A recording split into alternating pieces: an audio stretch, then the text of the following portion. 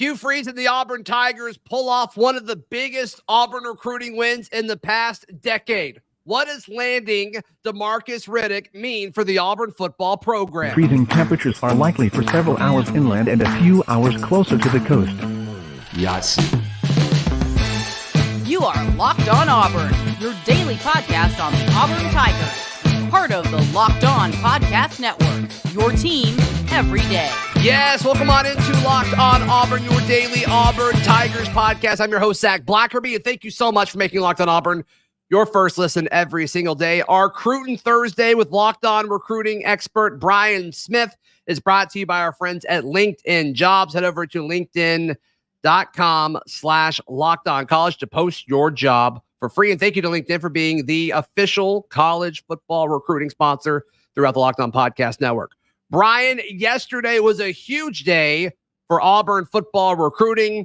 Hugh Freeze and his staff went toe-to-toe with Alabama and Georgia, ended up getting one of the best linebackers in all of high school football in this 2024 class, Demarcus Riddick. In your mind, how big was this win for this program? It is humongous on many fronts. Number one, look, it never goes out of style to beat Alabama for one of the kids they coveted. Number two, same thing, just insert the word Georgia. So, I mean, those are the two. Sure. I mean, it's ironic. It's their two biggest rivals, but it's also the two biggest names in football right now. So that's pretty unique. And it's what side of the ball does Auburn need more help? Probably defense. I take O-line out of it. That's sure. Okay. Go either way. Got it. Getting a kid like this, he's going to walk in and play. For those people out there that don't know, we're talking about a guy that can play the edge, play middle, play whatever he wants, play in space. He is a dude. That's why Kirby and that's why Nick have been winning so much. They're trotting out guys that are going to the NFL. This is an NFL player. Huge news for the Tigers. Yeah, you talked about how versatile he is. He's also very instinctive. I mean, there's so much to love about this kid as a player. Versatile, athletic. Seems like his play recognition is very, very good. You can tell he's watching a lot of tape. He understands what offenses are trying to do and his role within the defense. Instant impact player, it sounds like, in your mind. If he started before the end of his freshman year, it wouldn't surprise me, and it should not surprise anybody that supports the Orange Blue. Yeah. There's not a lot to not like about this. Matter of fact, there's nothing. Maybe he also helps some other kids, Thompson, some of these guys, you know what I mean? Like, that's important too. The demographics of this, the timing of this, got to kind of like it with this Big Cat Weekend thing getting ready to take place. Yeah, he announced he was attending Big Cat Weekend weeks ago, and he was announcing a few days prior to that. It was kind of a nice sign of like, oh, it'd be a little awkward if he chose somewhere else and then went to Big Cat instead of spending that weekend, at Alabama or, at Georgia. So I think the writing was certainly on the wall, Brian, but he wanted to announce on his mother's birthday. And I don't know if that's the full story or not. I have no clue. The way he announced was cool. He handed his mother like a happy birthday bag. And as she pulled out the Auburn hat, he said he was going to Auburn, which is cool, kind of including his family in it.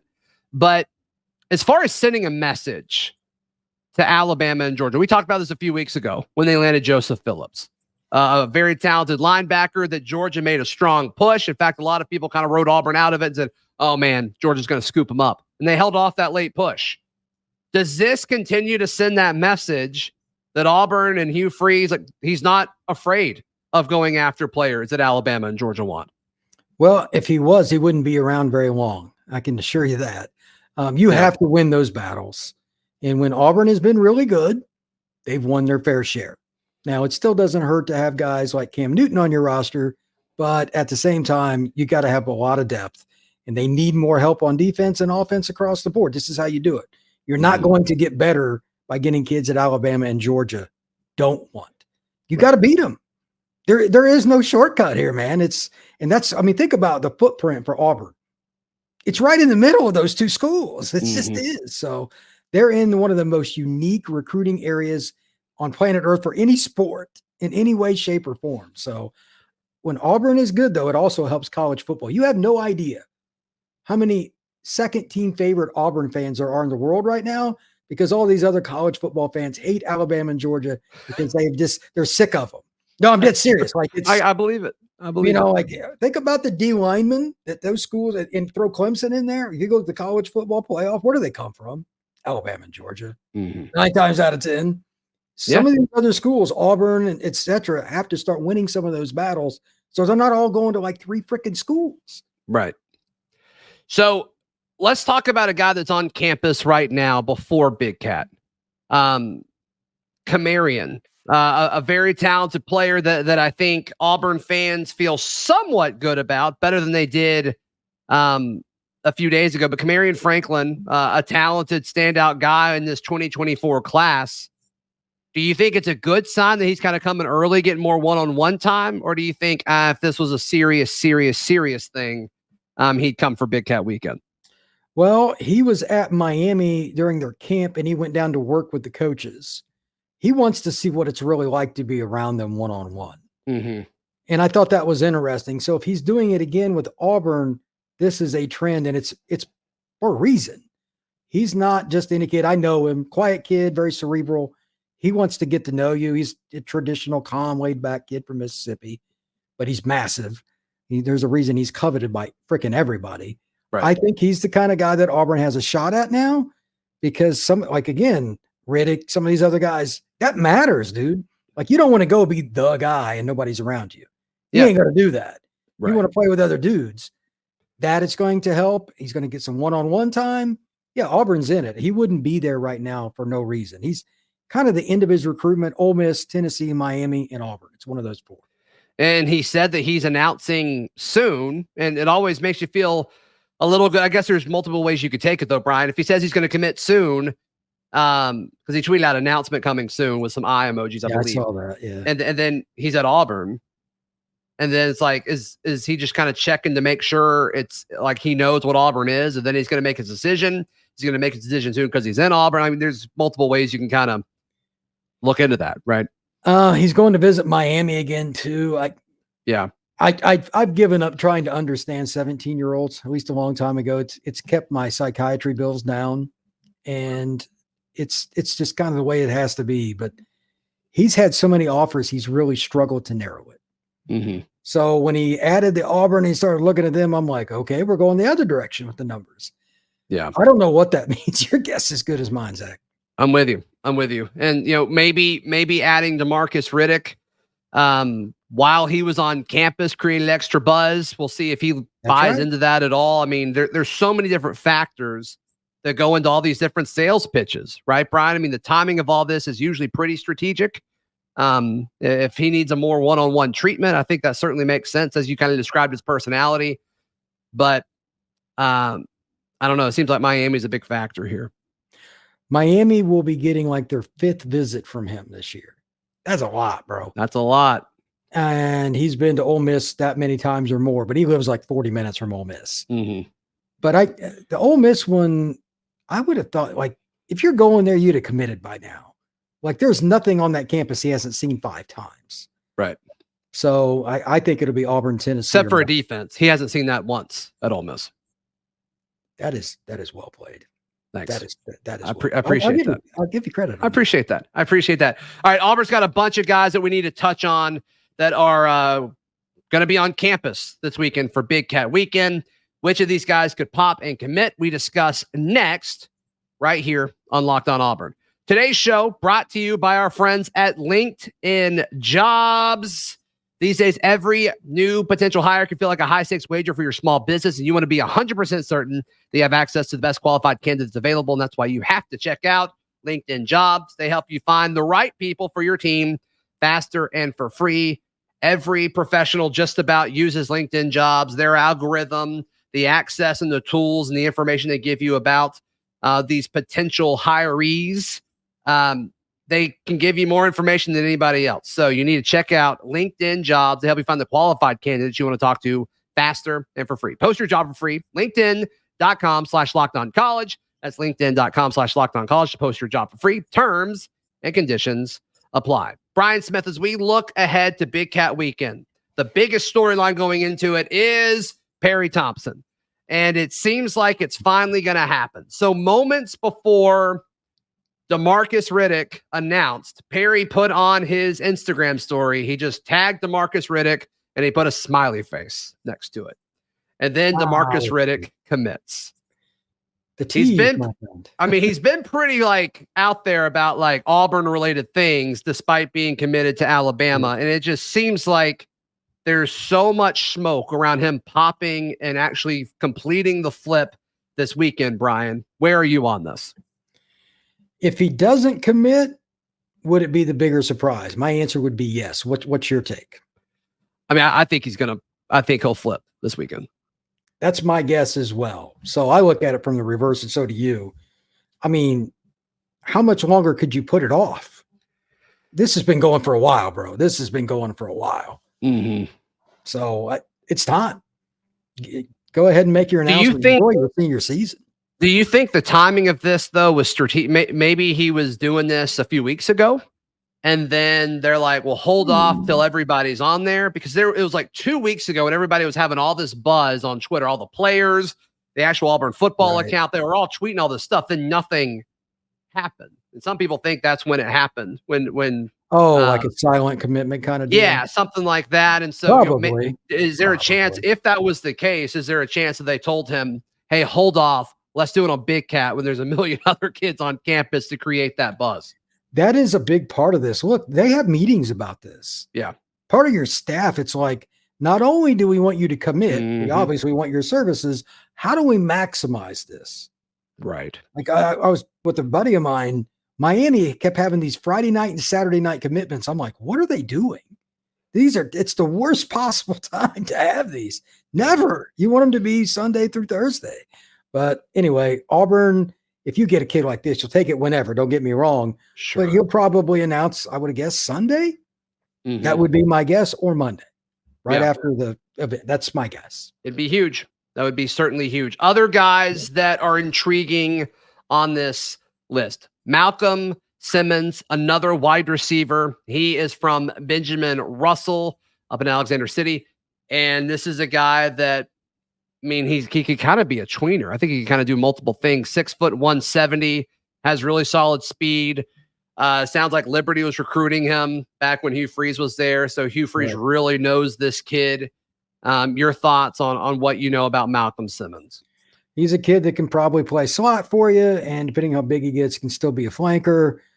I think that in his offense with the RPO game, these are the kinds of kids that he can turn into stars. I don't care what he's ranked. I told you this before the show. If Hugh Freeze likes an offensive skill guy, I like an offensive skill guy. And I'm going to leave it at that. He's kind of figured that out. I get it. All right, let's pivot to DeAndre Carter, the offensive lineman. Some places have him as an interior offensive lineman. Seems like Auburn's recruiting as a tackle. It's kind of what I see the Auburn beat referring to him as, but we'll certainly wait and see. But California kid goes to Mater Day. Offer list is absolutely insane. His size is very big. A lot of people think he's on a commit watch this weekend. That would be huge, man. Getting an LA kid to go to Auburn is not an easy task. And especially with his offer list, because it's a who's who. Again, it's kind of like Riddick. If he wants to call an Alabama or something like that, he can do that. He wants to go to Texas, he can do that. This would be huge for them. And they need O-linemen. We talk about that all the time. Plug and play, in my opinion, at guard. Tackle in the SEC is another animal. He's got to prove it to me. But I think he could start at Auburn as a freshman on the interior. You think he's that good? Yes. Yes, I do. He is an animal. Is it a strength thing? Is it because he's so big? What specifically stands out when you look at DeAndre Carter? Everything. he's at Mater Day. He's at Mater Day. Like when I was a kid first starting to follow recruiting, like it was the program and it's still top 10 in the nation. Their coaching is so freaking good. I talk to college coaches now, and recruiting has changed because of the portal. They want kids with polish. You're not going to see Mater Day kids come out that don't know what they're doing. You're not. It's kind of like Phoenix City Central or, Clay Chalkville, something like that. Saraland programs, you're going to get coaching, get guys that come in that are going to understand system. They're going to be able to come. Mater Day's been that way for 40 years. So, he will have a chance to play very early. And then another offensive lineman that's kind of on commit watch, Reese Baker. Different situation. This guy's been kind of flying under the radar is how a lot of people describe it. I mean, he's not really ranked that many places, but Brian, it sounds like he was camping at Auburn and he impressed the coaching staff and generated an offer. I think the discussion is like, is it a committable offer yet? And I mean, at some point you just take the offensive tackles that I think that are interested in you, because you and I have had that conversation. You need offensive tackles. I think I'm okay with Reese Baker being on that list. But have you looked at this guy at all? What stands out to you about him? 6'5", 260. He needs to eat a little bit more, I think. But I mean, you still like the frame. Well, if he came to camp and he earned the offer in front of you, Freeze, there's something they like. And my guess is with the system that he runs is he's a hell of an athlete. Mm-hmm. They're going to run and move guys. Screen game, short passing game. They need linemen to get out and move. That kid's an athlete. Number two, he's an in-state kid. They're probably going to take more chances on a kid from the local area. That's never been a bad thing because the state of Alabama, I think it's number 6 in the country per capita of the NFL, something like that. So it's not a bad idea. Do you think there's more merit into putting an offer out like this for an offensive tackle or an offensive lineman versus other positions? Because odds are, like, you're going to need to develop them for 2 or 3 years anyway before he plays. An offensive line, that's kind of a normal thing anyway. I mean, what are your thoughts on that from a development standpoint? It depends on what you're trying to run schematically, but this kid's athletic enough, again, or Hugh Freeze wouldn't have offered him. Right. And it's never going to change. You need college strength. Like DeAndre Carter is the exception to the rule. Mm-hmm. He was a grown man when he was 15 years old. This is a normal kid. He's 260.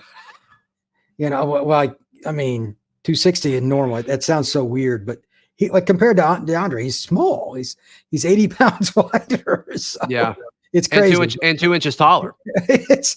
Do not get in front of DeAndre between him and the refrigerator. But it's one of those deals, man, where you're going to have to develop some kids. Alabama's first title, they had a whole bunch of 3-star kids they developed. Hugh Freeze, when they got good at Ole Miss, they developed a bunch of kids. Mm-hmm. This is part of the process. Auburn's famous for that. They've done it forever. You're not going to get all 4 and 5 stars like, Riddick's great, but how many are you really going to get in the class? So even Kirby and all these other guys that are at the top, they develop those kids too. So Auburn needs tackles. If you think he's good enough, you got to go on your own merits, not what Rivals says or 247. I'm with you. And Hugh Freeze seems to really be confident in his own evaluations, which is great. Thank God. Which is great. I don't know if we've had that for a hot minute, so that's certainly exciting. No comment there. Brian, I want to ask you what's at stake this weekend for Auburn in just a moment, right here on Locked On Auburn.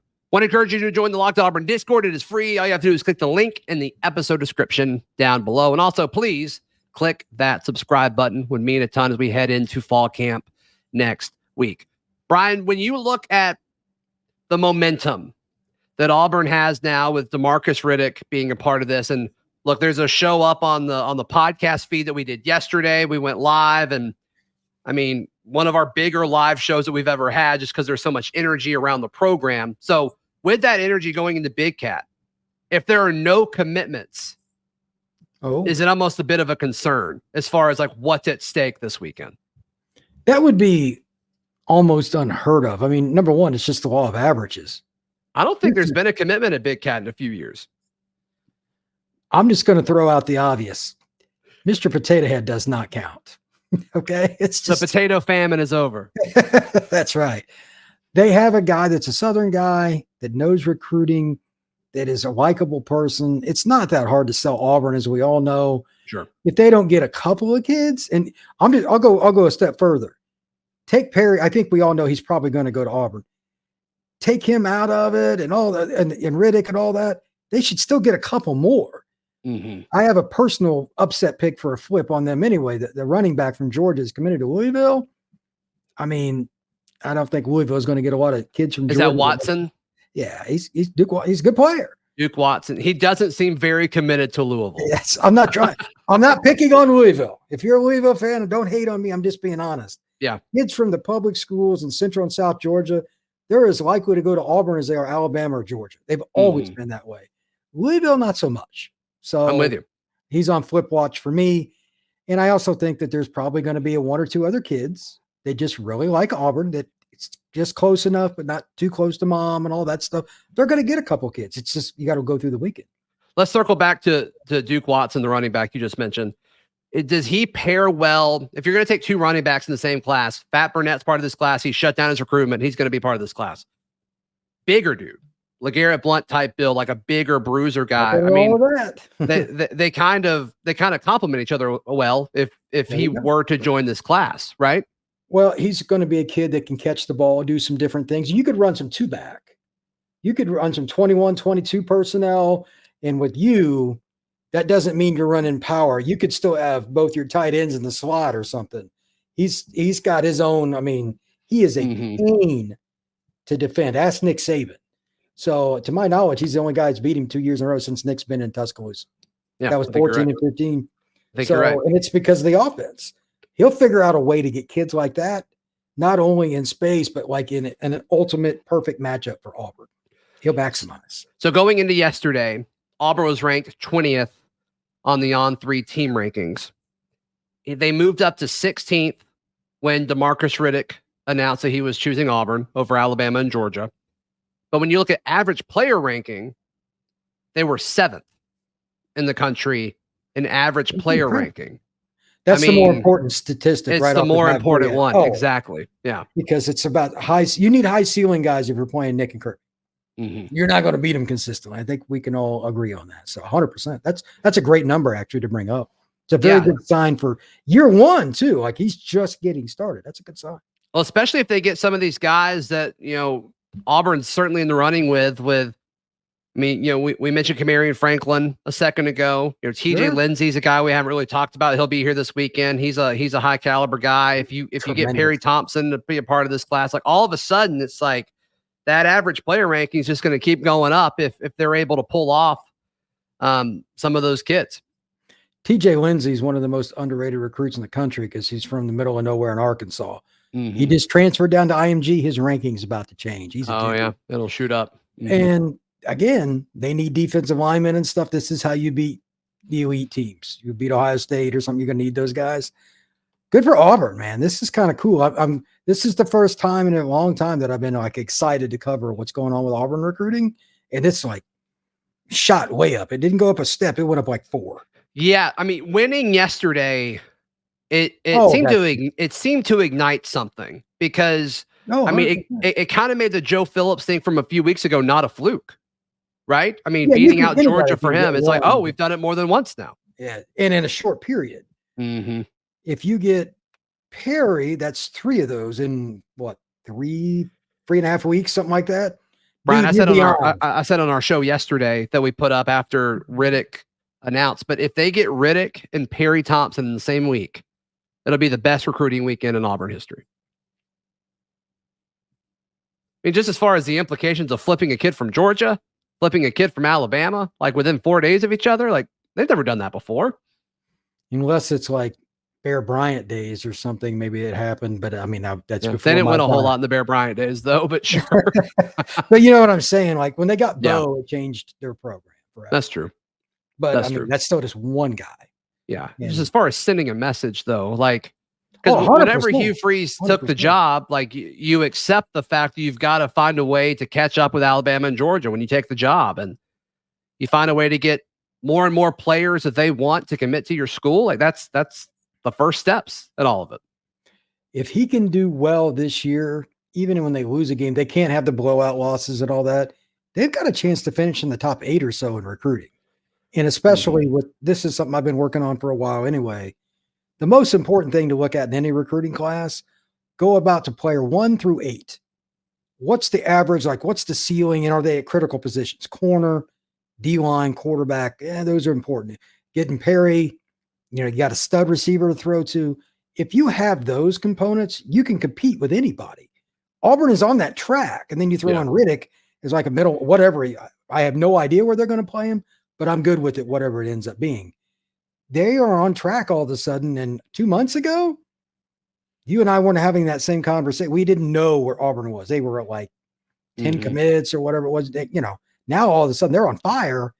their program has changed. It got to give the Yeah, staff I mean, a lot of looking credit. at their class, I mean, Walker White is their second highest rated player behind Demarcus Riddick. Yeah, he's really I mean, good. the middle of your D. I think Demarcus Riddick will probably play middle of the field linebacker, Mike linebacker. And then Joseph Phillips is a pass rusher. Obviously, that's big. The perception on Bryce Kane as a commit is obviously skyrocketed. You and I talked about that. And then, if they're able to land Perry Thompson, I mean, just the core of what that can bring you is pretty remarkable. Did we see? I mean, be honest, you're obviously a diehard Auburn guy. Mm-hmm. 2 months ago, how many of these kids do you think were really going to Auburn? Well, a few of those guys, like Walker, committed a while ago. But yeah, I mean, the Demarcus Riddick thing definitely became more and more real over the last few weeks, for sure. And then Joseph Phillips, I mean, we kind of thought he was going to Georgia, a month or two ago. So yeah, I mean, it's changed. The perception has certainly changed. Brian, how can people check out everything you've got going on, my friend? At FBScout_Florida. That's my Twitter handle. You can find me there. You can find me Instagram and also on YouTube. I'm the publisher at All Hurricanes on Fan Nation. But I'm all things Southern recruiting, brother. You know that as well as I do. I love it. Absolutely. Absolutely. If you want more Demarcus Riddick stuff, we went live for about 40 minutes yesterday, immediately reacting to that decision. Be sure to check that out both on YouTube or on your favorite podcasting app. Please click that subscribe button. Would mean an absolute ton. And until then, we'll see you tomorrow. This has been Locked On Auburn.